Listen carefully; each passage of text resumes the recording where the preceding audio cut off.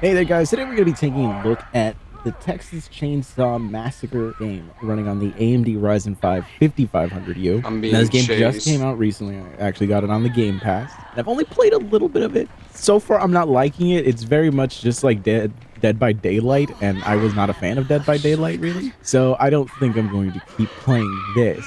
But right now you're looking at the game running with the lowest in-game graphics settings, which should be expected for a brand new title on the Ryzen 5 5500U for anything that isn't a 2D game. But overall, the experience of playing it, and we are using the lowest in-game graphics settings, but we're using FSR set to the high preset. The way they do the upscaling in the main menu is a little annoying, the way that it works, but once you just figure it out, and it won't take you very long to actually figure it out. But once I figured it out, I was able to just jump into this game here, as you can see, and we're not having a great time. The FPS average is actually pretty decent, but it's those 1% lows that are really dragging things down. And those moments where you're running around like I am here just trying to survive, it can get really disorientating having like this fluctuation, especially in a really dark game like this. So obviously this match itself was an absolute disaster, mostly because almost everybody ended up disconnecting. I think that people early on are just very confused about how the game works,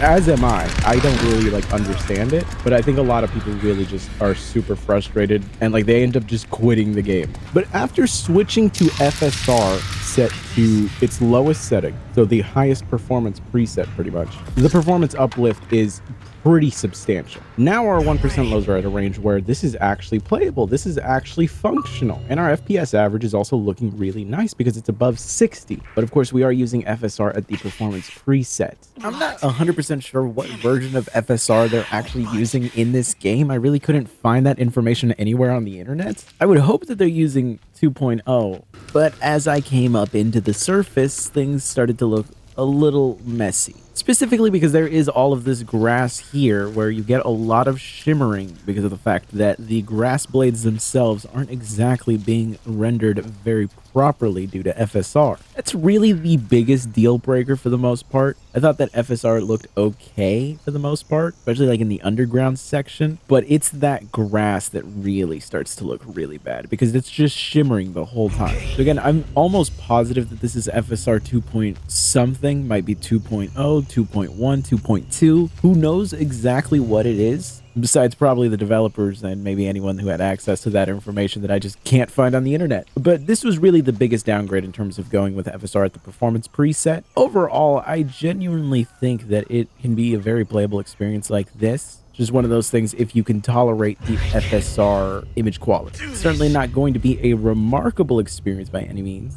Would be nice if we could have those 1% lows a little bit higher, but as it stands, it was still at a very good level. And once you are using FSR at the performance preset, you could actually realistically get away with playing this game. Personally, I find it to be very dark, very confusing, and I'm not a fan of the Dead by Daylight type of game. So I won't really be playing this anymore, really, unless my friends really want to play it. But I'm pretty much done with this game. Overall, if you're looking to actually play it on the 5500U, it's surprisingly playable. I actually genuinely went in with very low expectations. I did not think that this would actually be a functional game on this system. But man, FSR is really a godsend to these mini PCs and APUs in general. You're really able to do a lot.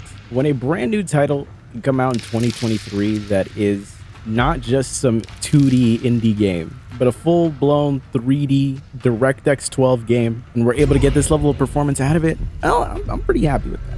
I really am. I am very happy with that. Considering how old the chip really is, it's really impressive that it's able to play a brand new game like this. Again, there's issues with the grass and all that, but it's not enough to really take away from the game itself. Of course, if you have the Game Pass, you can always just check out the game and try it out yourself. Maybe it'll be slightly different on your specific system because, again, I can only give you what I have with me here, and it really is just going to depend on how the manufacturer is configuring things, how your cooling system is, your ambient temperatures. But this is pretty much like what you could get out of the 5500U in the most ideal scenario. But anyways, I'll catch you guys in the next one.